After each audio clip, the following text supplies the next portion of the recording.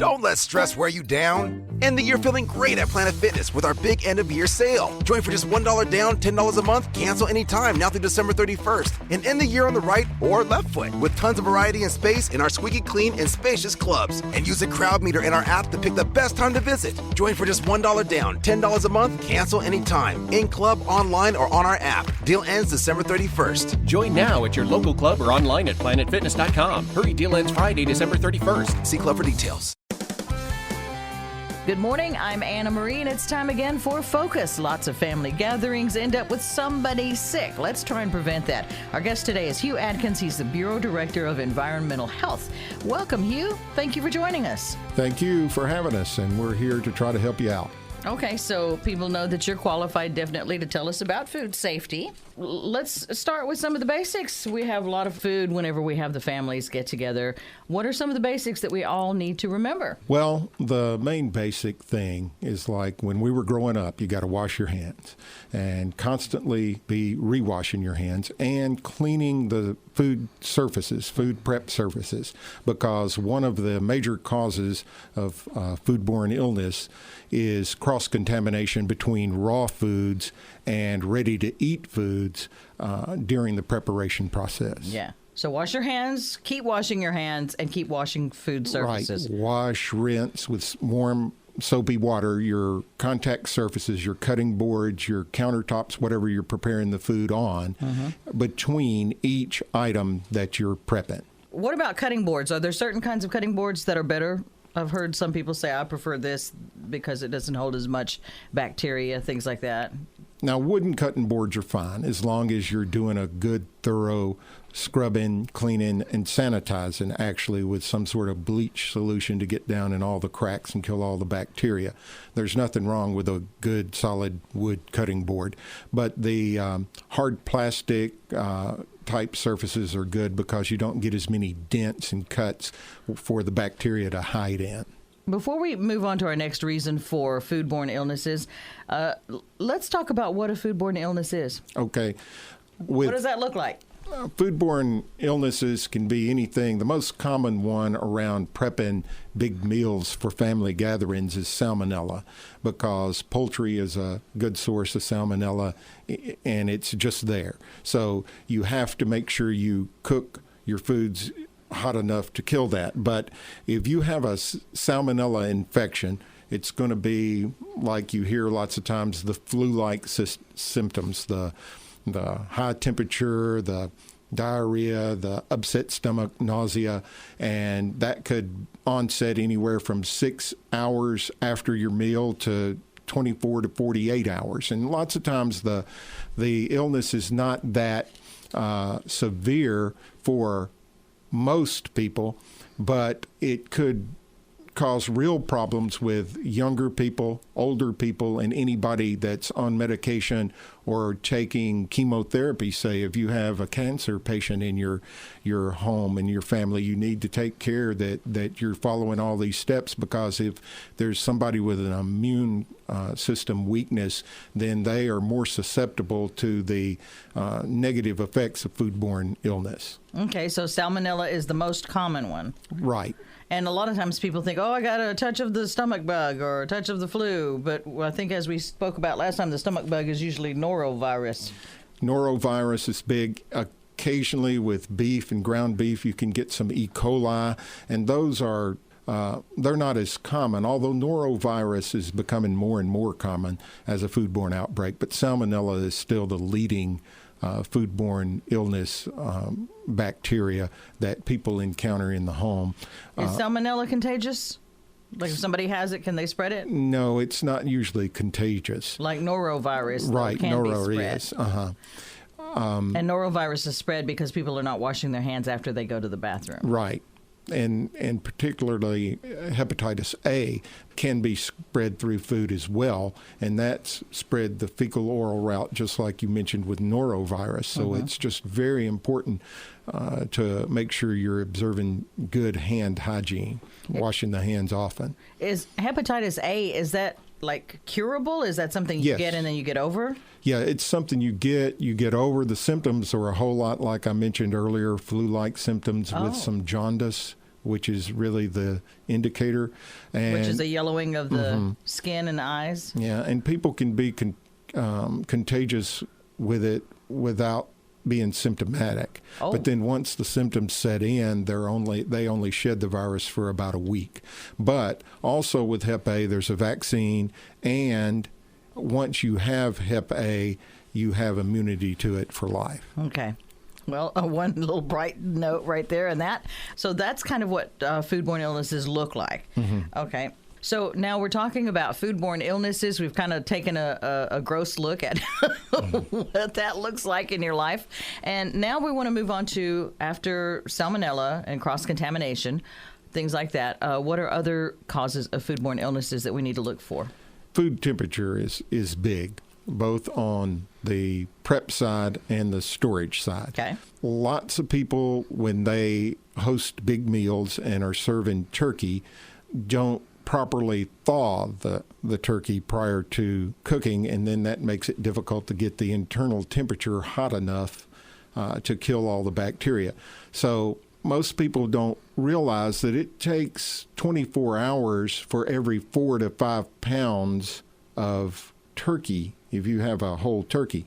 So you need to thaw that in the refrigerator.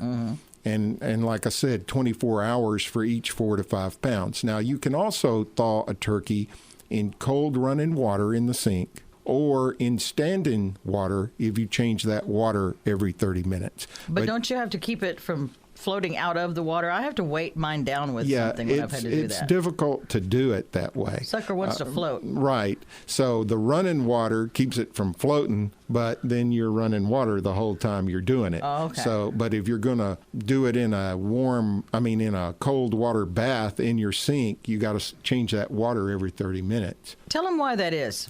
Because... And why we can't just thaw a turkey out at room temperature. At room temperature, the turkey stays out of temperature for way too long, and it starts growing bacteria basically the minute you set it out on the counter or wherever you're trying to, and the whole time it's just out of temperature for too long. And by out of temperature, I mean it's either above 41 degrees or below, ideally 135, but most recommendations will say 140.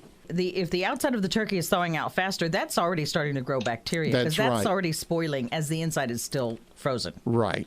So you're already growing all those germs on that nice turkey breast that you want to eat. Right, and then it just works its way through as the turkey sits out, and as it warms up from the outside in, the bacteria grows from the outside in. Foodborne illness.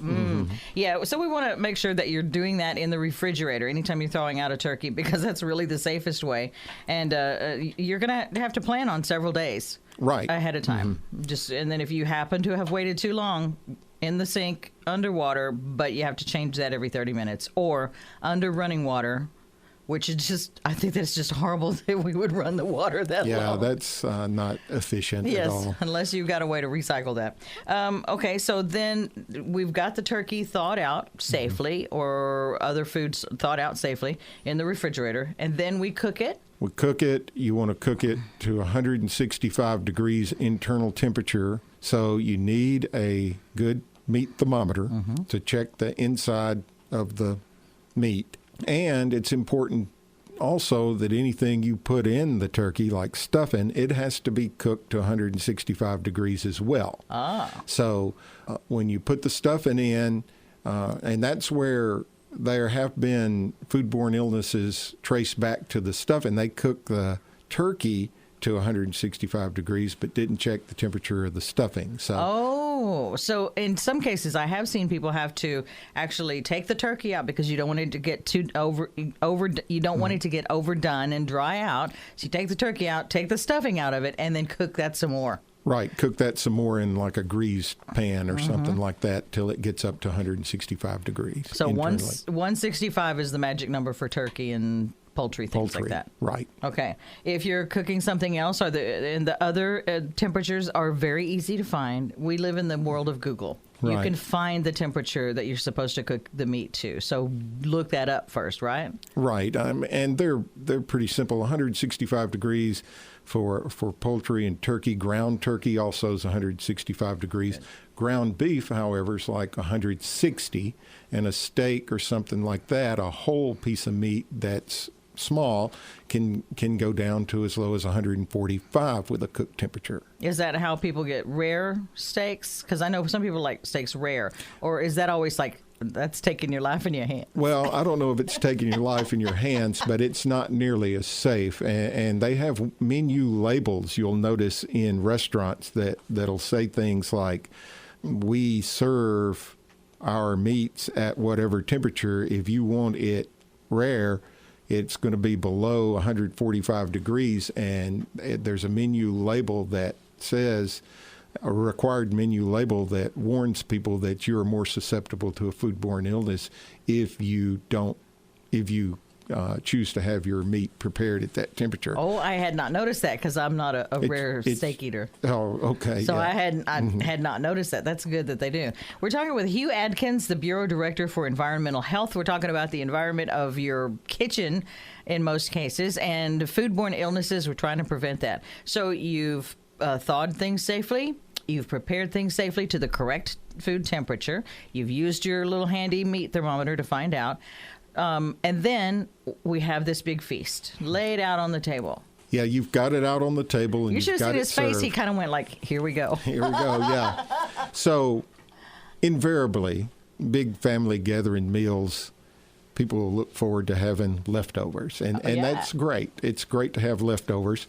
You need to make sure that your refrigerator has the capacity to hold all this food during a big gathering. Sure. And you turn it down to 40 degrees or lower. 40 degrees. Turn it down. Because the more food you have in your refrigerator, the more taxed it's going to be. So you get your temperature at 40 degrees to hold it or lower. And after you've cooked the meal and served it, anything that you decide is worth keeping as a leftover needs to get into that refrigerator in 2 hours. And then it starts cooling down properly, and you get it down to 40 degrees, and you should be safe. So that means you've taken the turkey out of the oven. You let it rest 20 minutes maybe while everybody's kind of getting things ready. You carve it. You have the meal. It needs to be in the refrigerator within 2 hours from the time you've taken it out of the oven. Right, but 2 hours from the time it starts losing that cook temperature. Okay, because we don't do that, most of us. Most of us don't. We leave it out on the table, then we leave it out on the counter, and then we'll go start making some leftovers, but 2 hours. And you hear stories like that everybody had a big meal. They just left it on the table till later that night, and everybody came back and ate again. Mm-hmm. And that's possible. Obviously, that's possible to happen without making people sick if, it was cooked to the proper temperature, killed all the bacteria that was in it. People who were partaking didn't then contaminate it with their dirty hands, and most of the time that does not happen. So people have washed their hands, they've come to the table. So it isn't recontaminated with anything to start growing. Right. So that's how it can sit there like that. But that's just not a good practice. The more people, the more hands that are in there touching it, there's more potential for contaminants to be introduced. So you need to get it back in the refrigerator 2 hours after you take it off, or throw it away. And like in commercial restaurants, they cook to the cook temperatures and they put it out, say, on a buffet. Mm-hmm. Well, they can put that out there on a heater just to keep it warm, and the temperature is dropping. If they serve it all within 4 hours, they're good. But if they don't serve it all within 4 hours, they have to toss it. Or they have to keep it above 140 the whole time they have it available for service. So make sure I understand this. That bigger 4 hour window is if it's being kept warm? If it's being kept warm, like if you have it on the stove. Okay. And it's being kept at that higher temperature, above 140. Okay. Cook it to 165, hold it at 140, you're good. And I have a food warming tray, and I don't know what temperature it warms to. but that kind of makes sense. So you're not letting it cool down enough for whatever for bacteria to grow. Okay. So the rule is keep hot foods hot and cold foods cold. Right. What about cold foods like deviled eggs or potato salad or things like that? Same thing. They need to get in the refrigerator. They don't need to. They need to get in the refrigerator in 2 hours, and they need to be kept below 40 degrees. If they're held cold, then obviously the less chance of contaminants growing in it. So wait until the meal's really going onto the table, then pull those cold things out if you can. Yeah, the cold things, like especially you mentioned the eggs, the deviled eggs. Yeah. They are a potentially hazardous food, which is not to be a scary term, but yeah, that can be. Eggs, grow salmonella very well. Things like salads with greens and tomatoes and things that are safe at room temperature, you still need to refrigerate those if you're going to keep them, but they're not as dangerous as something like eggs and things that have other. Deviled egg has several ingredients with condiments and the eggs themselves that need to get refrigerated if you're going to keep them within a couple hours. I hate that you keep saying if you're going to keep them, because that just hurts me to think about throwing away good family homemade food like that. It does. And then the next thing that comes about is when you get ready to eat those foods again, reserve them. The leftovers, yeah. So with poultry and any kind of, just about any hot food, but especially poultry, beef, anything, the reheat temperature is also 165. So you take it back out of the refrigerator and you've got to heat it up to that cook temperature again. And so we're talking, if you're just joining us, I'm Anna Marie and this is Focus. We're talking with Hugh Adkins. He's the Bureau Director of Environmental Health. So no cold turkey sandwiches? Oh, yes, if you're going to have it warm again. Now, if you're going to eat it cold, that's fine too, because you've held it at 40 degrees. Oh, okay. I gotcha. So, but if you're going to warm it back up to the proper temperature. Right. Mm-hmm. Yeah. Well, with microwaves these days, that's not as hard. That's not as hard to do. Okay. What about pies? Do pies need to be refrigerated? I think the answer to that is yes. Some pies would not have to be, depending on the ingredients that are in them. Pies are different because they have a lot of sugar, which retards the growth of some of these foodborne bacteria. So, and the pH of the food is lots of times low enough that it kills the bacteria. And it stays at that pH. So you'll see. That kind of explains pie safes. Yeah, pie safes. People used to have. Just keep it in there in the cupboard. And you go into you watch a movie with an old diner and they've got the pies up in the thing. And a display case. Yeah, in a display case. So, but I think like a pumpkin pie or something, you need to get that in the refrigerator just like you would the rest of your stuff. Okay. So now we're eating leftovers. How long after? And I'm sorry, I'm going to ask you this question and I might not follow your answer.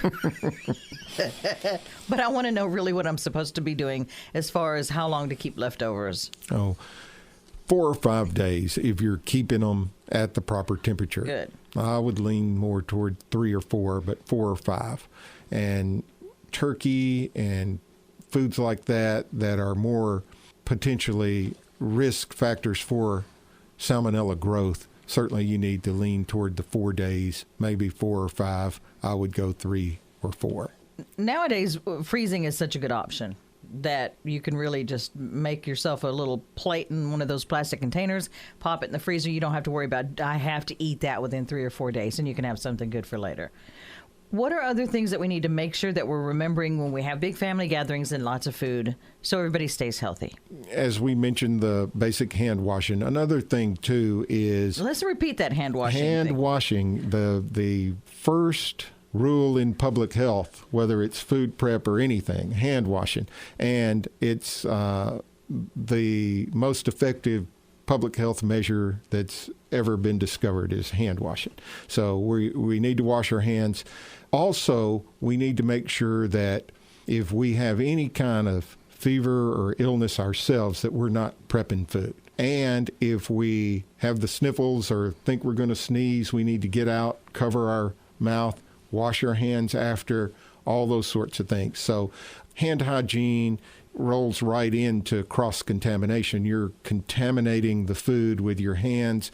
So anything that gets on your hands gets on the food. Now, if you cook to the proper temperature, you can overcome a lot of mistakes, but we don't want to make those mistakes to start with. Yeah, we don't want to take that risk if we don't Right. have to. Now, you said if you have any kind of a fever or are you feeling sick, I know that there are going to be people who feel bad and they're going to push through this because they have a big meal to prepare. Is there anything they can do to make sure they're especially safe? Like if wash your hands a lot, that kind of thing? Yes, you don't want to be touching your face or nose or hair or anything like that when you're prepping food. And you've washed your hands, so anything you touch then is on your hands. So obviously, and people wear gloves, which is good with ready-to-eat foods. By that I mean foods that don't have another kill step by cooking, like salads and things of that nature. So you don't want to touch anything ready to eat really with your bare hands unless you have just washed your hands. So what if I've just washed my hands and then I did some stuff with the cooked turkey? Wash my hands again before I deal with the salad? I would recommend that you wash your hands again. Even though the turkey is cooked, it's just a precaution. Just in case there had been something somewhere. Yes. Are there foods that are especially prone to causing foodborne illnesses that we can kind of go like, I'm going to really focus on food safety on this more than anything? Poultry, which is turkey and chicken, they just seem like inherently have salmonella. You really need to be careful of all your surfaces in your kitchen when you're handling a raw turkey or a raw chicken. And another thing that people do is that CDC and FDA and USDA do not recommend anymore is washing or rinsing a raw turkey or chicken before you prep it, because the research shows that there's more danger of you splashing salmonella around your kitchen when you rinse it than there is of that salmonella that might be on it not getting killed during the cooking process. So don't rinse your turkey in your kitchen before you put it in the pan. Hugh, you just grossed me out. That is a gem. I had no idea.